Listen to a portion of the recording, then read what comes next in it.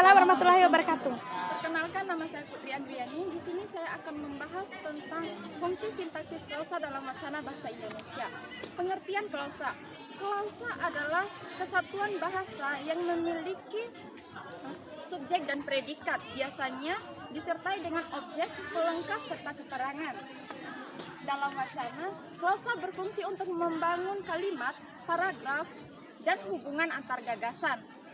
Adapun ciri yang penting yang perlu kita ingat, SP adalah inti dari klausa, sedangkan O-nya hadir jika predikatnya verbal transitif dan K-nya adalah fleksibel posisi.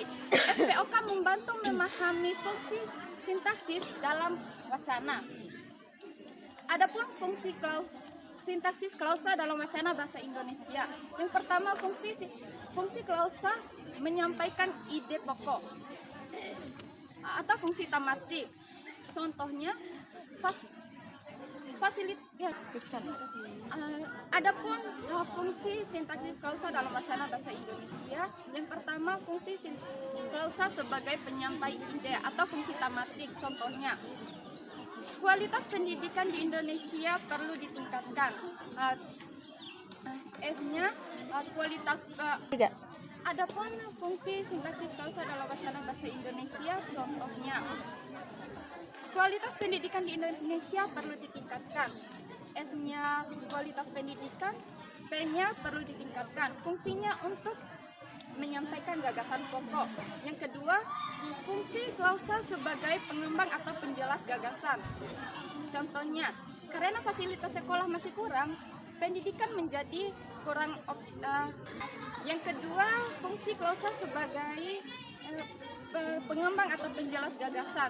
Contohnya, karena fasilitas pendidikan masih kurang, kedua ialah klausa sebagai pengembang atau penjelas gagasan. Contohnya, karena fungsi yang kedua ialah fungsi klausa sebagai pengembang atau penjelas gagasan. Contohnya, karena fasilitas sekolah masih kurang, pembelajaran menjadi tidak optimal.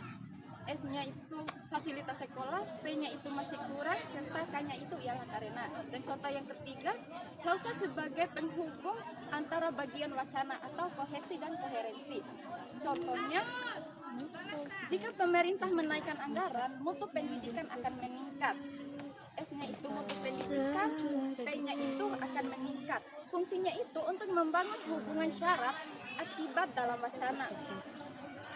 Yang ketiga, klausa sebagai penanda sikap, opini, atau penilaian penulis. Dalam wacana argumentasi, klausa berfungsi untuk memberikan pendapat. Contohnya, saya berpendapat bahwa pendidikan karakter perlu diperkuat. S-nya itu saya, P-nya berpendapat, serta pelengkapnya ialah bahwa pendidikan karakter perlu diperkuat. Dan yang terakhir, ringkasan SPOK dalam klausa. Contoh analisis SPOK. Penegasan yang perlu dicatat adalah bahwa disiplin harus ditanamkan. S-nya itu yang perlu dicatat, P-nya itu adalah serta pelengkapnya bahwa disiplin harus ditanamkan. Sekian presentasi dari saya. Wassalamualaikum warahmatullahi wabarakatuh.